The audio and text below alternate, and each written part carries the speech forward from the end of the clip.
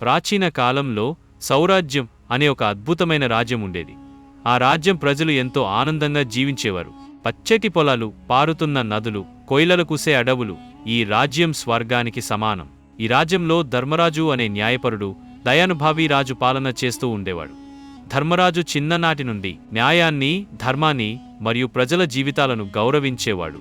అతని తండ్రి గరుడసేన మహారాజు యుద్ధ వీరుడు, రాజ్యాధికారంలో ఖచ్చితమైనవాడు.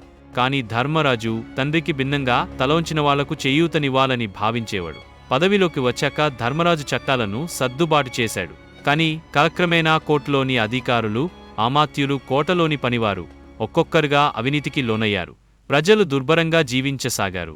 పన్నులు పెరిగాయి, ఆహారం తగ్గింది. ధర్మరాజు కోట నుంచి చూస్తూ ఉండిపోయాడు. ఒకరోజు రాత్రి ధర్మరాజు తన ప్రియమైన మంత్రి సత్యసేనుని పిలిపించుకున్నాడు. సత్యసేన, నాకు సర్వం కనిపిస్తోంది. నా ప్రజలు ఏడుస్తున్నారు, కాని వారిని చేరలేకపోతున్నాను. సత్యసేను చేతులెత్తి, మహారాజా, మీరు వ్యక్తిగతంగా వెళ్ళి చూడండి. ఒక సామాన్యుడిలా మారి వారి దుస్థితిని ప్రత్యక్షంగా చూడండి. అప్పుడు నిజమైన ప్రజా జీవితం మీకు తెలుస్తుంది అన్నాడు. ఈ మాటలు ధర్మరాజు గుండెను తాకాయి. రాత్రికి రాత్రే అతను తన రాజవేషాన్ని తీసివేసి ఒక పేద రైతు వేషంలో కోటను విడిచిపోయాడు. 2 రోజులు అడవిలో నడిచిన తరువాత అతను విరాటపురం అనే గ్రామానికి చేరుకున్నాడు. అక్కడ చిన్న చిన్న గుడిసెలు, పసిపిల్లల ఏడుపులు, ఆకలితో ఉన్న వృద్ధులు కనిపించసాగారు. ఆయనను అక్కడ ఎవ్వరూ గుర్తించలేదు. ఒక వృద్ధుడు వేమన్న రాత్రి రోడ్డు పక్కన వణుకుతూ పడ్డాడు. ధర్మరాజు అతన్ని లేపి నీళ్ళిచ్చాడు. నీవెవరు బాబు అని వేమన్న అడిగాడు. ఒక పని కోసమన్నమాట ఇక్కడికి వచ్చాను. పేరు రాముడు అని ధర్మరాజు చెప్పాడు. ఆ రాత్రి నుండి అతను వేమన్నతో పాటు గుడిసెలో ఉండసాగాడు. అతను జనంతో కలిసి పొలాల్లో పనిచేశాడు. మట్టిలో నిండిపోయిన అతని చేతులు ప్రథమంగా పౌరుల హృదయాన్ని గెలుచుకున్నాయి. అతని మంచితనాన్ని చూసిన గ్రామస్తులు అతనికి ధర్ముడు అనే పేరు పెట్టారు. ధర్మరాజు ఇప్పుడు ధర్ముడు ఒక సమస్యను గుర్తించాడు. ఆ ఊరికి తాగునీరు ఉండేది కాదు. పెద్ద చెరువు ఉన్న దాన్ని ఉన్నత వర్గాల వాళ్లు తమ మేత కోసం నిలువ చేసేవారు. పేదవాళ్లకు నీరు ఇవ్వరు.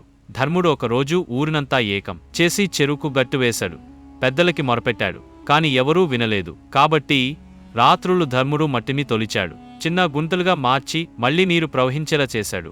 కొన్ని వారాల్లో చెరువు నుంచి నీరు కాలువలుగా పూరి గ్రామానికి చేరింది. గ్రామస్తులు ఆశ్చర్యపోయారు. ఎవరు చేశారు అని అడిగినప్పుడు వేమన్న గర్వంగా చెప్పాడు, మా ధర్ముడు చేశాడు. అందరి కళ్లలో ఆనందాశ్రువులు కనిపించాయి. ఇదంతా జరిగిన కొన్ని నెలల తరువాత కోటలో ఉన్న మంత్రులు గందరగోళానికి లోనయ్యారు. మహారాజు పోయినప్పటి నుండి గ్రామాలు ఒక్కొక్కడిగా మారిపోతున్నాయి అని ఒక మంత్రి అన్నాడు.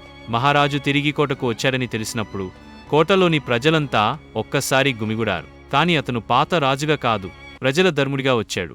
ధర్మరాజు ఇప్పుడు నిజంగా ప్రజా రాజుగా మారిపోయాడు. ధర్మరాజు తిరిగొచ్చిన సంగతి తెలుసుకున్న కొందరు కోట అధికారులు భయాందోళనలో పడ్డారు. ముఖ్యంగా ఒక మంత్రివర్యుడు, కరాలదేవుడు. అధికారి పదవిలో ఉండి ప్రజల నుంచి ఎక్కువ పన్నులు వసూలు చేసి తనకు కోటలు నిర్మించుకున్నాడు. ఈ ధర్మరాజు మళ్లీ ప్రజల మద్దతు పొందితే నా అంతే అని అనుకున్న కరాలదేవుడు ఇతర మంత్రులను ఆ మాటలకు ప్రలోభపెట్టాడు. మనకు రాజుగా అగ్నిరాజు అవసరం, గట్టి చేతి పాలకుడు అంటూ కుట్రను బలపరిచాడు. కోటలో రాజద్రోహం మొలకెత్తింది. ఇదే సమయంలో ధర్మరాజు ఇంకా గ్రామాల్లో తిరుగుతూ తన అసలైన పేరు చెప్పకుండా సేవ చేస్తున్నాడు. ఒక పల్లెలో తల్లిని కోల్పోయిన పిల్లలను చూసి ఆశ్రమం నిర్మించాడు. ఇంకొక ఊరిలో బురద నీటితో బాధపడే ప్రజల కోసం మంచినీటి బావిని తవ్వించాడు. ప్రతి ఊర్లో ధర్మరాజు ఒక వెలుగు. ప్రజలు అతనికి బతుకమ్మ రాజు అనే పేరు పెట్టారు. ఎందుకంటే అతను నిజంగా ప్రజల బతుకు నిలిపిన రాజు. కరాలదేవుడు తన నియంత్రణలో ఉన్న సైనికులతో ప్రజలపై దాడులు చేయించడం మొదలుపెట్టాడు. అతను బలవంతంగా భూములు పట్టివేసి ధర్మరాజు స్థాపించిన ఆశ్రమాల్ని తగలబెట్టాడు. ధర్మరాజు అసలు రూపంలోకి వచ్చాడు. కోటకు చేరాడు. ప్రజలందరూ కోట ముందు గుమిగూడారు. ధర్మరాజ కాపాడాలి అని నినాదాలు వెల్లువెత్తాయి. అతని అరచేతిలో ధర్మశాస్త్ర గ్రంథం, మరో చేతిలో గడ్డం లేదు, దట్టిదైన మాట ఉంది. అతను మంత్రుల సభలో ప్రవేశించాడు. ఈ రాజ్యానికి ఇప్పుడు సామాన్యుల శాసనమే కావాలి, మీ దురాశలకు కాదు అని ధర్మంగా గర్జించాడు. కరాలదేవుడు ధర్మరాజుపై అప్రతిష్ట అలిగించే ప్రయత్నం చేశాడు. ఇతడు ఒక వేషధారి, ఇతడే రాజు కాదు అని అరిచాడైతే సభలో ఉన్న వృద్ధులు, రైతులు, పిల్లలు అని ఒక్క గొంతుతో అరిచారు, ఇతనే మా రాజు, మా ధర్ముడు. అవును, ప్రజల ప్రేమతో ధర్మరాజు తిరిగి సింహాసనంపై నిలిచాడు. ఆ తరువాత అతను రాజని తిరిగి గట్టిగా స్థాపించాడు. కొత్త రాజ్యాంగం, ప్రజల పథకాలు, అన్నదానం కేంద్రాలు, అవినీతికి చట్టపరమైన శిక్షలు అమలు చేశాడు. సర్వం సమసిపోతున్న సమయంలో ధర్మరాజు తనలోనే ఒక గొప్ప సత్యాన్ని గ్రహించాడు. రాజు గద్దిలో ఉండటం కాదు, ప్రజల గుండెల్లో ఉండడమే నిజమైన రాజ్యం అని భావించాడు. అందుకే రాజ్యాన్ని ప్రజాప్రతినిధుల చేతుల్లో అప్పగించి తాను తిరిగి మళ్లీ రాముడయ్యాడు.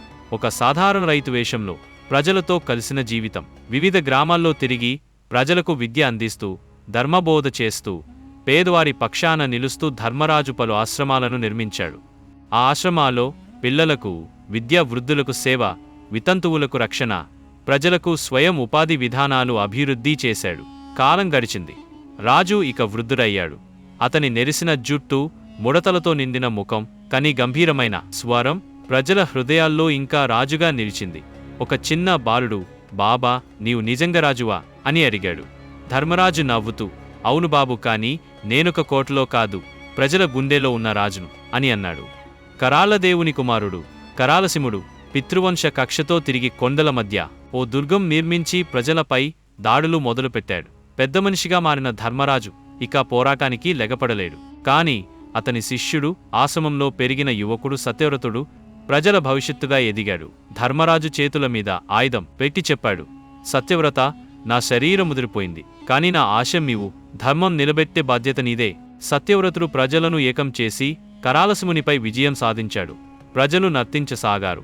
జై ధర్మరాజు, జై సత్యవ్రతుడు. ఒక నిశితరాత్రి ఆకాశంలో నక్షత్రాలు చిరునవ్వుతో తలుకుమన్నాయి. ధర్మరాజు తన చిన్న గుడిసెలో నిద్రలోకి జారాడు. ఇకపై ఎప్పటికీ లేవకుండా వేమన్న వంటి వృద్ధులు, శిష్యులు, చిన్నపిల్లలు అందరూ అతని సమాధి చుట్టూ గుంపుగా నిలబడ్డారు. ప్రతి ఒక్కరూ ఒక మాట చెప్పారు, ఇతను మన జీవితం మార్పు చేశాడు. ధర్మరాజు సమాధి మీద చిన్న రాతి శిలా ఉంది. ఇతడు రాజుగా పుట్టి ప్రజగా బ్రతికాడు, ధర్మంగా నిలిచాడు. ధర్మరాజు మరణం తరువాత అతని ఆశయాలను కొనసాగించేందుకు ప్రజలు తలవంచారు. దేశమంతా ధర్మ పాఠశాలలు, సేవా ఆశ్రమాలు, ధర్మ తోటలు, నీతి గోష్ఠులు నెలకొన్నాయి. సత్యవ్రతుడు ఒక ప్రజాప్రతినిధిగా మారి ప్రజల కోసం రాజ్యాన్ని నడిపాడు. ప్రతి గ్రామంలో ధర్మరాజు విగ్రహం ఎదురుగా పిల్లలు చదవడం, ప్రజలు శుభ్రంగా జీవించడం, మహిళలు గౌరవంగా జీవించడం కనిపించేది. కథ చివరిలో ఒక చిన్న అమ్మాయి తన తండ్రిని అడిగింది, నాన్నా, ఈ ధర్మరాజు ఎవరు తండ్రి? చిరునవ్వుతో చెప్పాడు, అతను ఓ కథ కాదు పిల్ల, అతను జీవన విధానం.